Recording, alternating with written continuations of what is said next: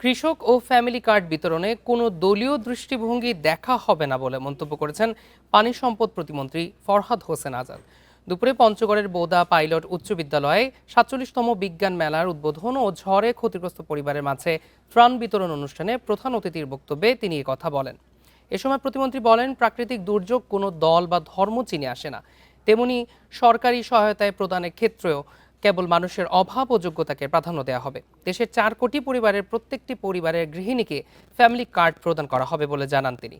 আগামী ১৪ এপ্রিল দেশের অন্যান্য এলাকার মতো পাইলট প্রকল্প হিসেবে পঞ্চগড়ের ৫ পীর এলাকায় ২,০০০ কৃষককে কৃষি কার্ড বিতরণ করা হবে। মাননীয় প্রধানমন্ত্রী তারেক রহমান ভার্চুয়ালি এই কর্মসূচির উদ্বোধন করবেন বলে জানান তিনি। কার্ডধারী নির্বাচনের স্বচ্ছতা নিশ্চিত করতে কৃষি মন্ত্রণালয় ও স্থানীয় প্রশাসন ৩ স্তরে যাচাই বাছাই করেছে বলেও উল্লেখ করেন তিনি।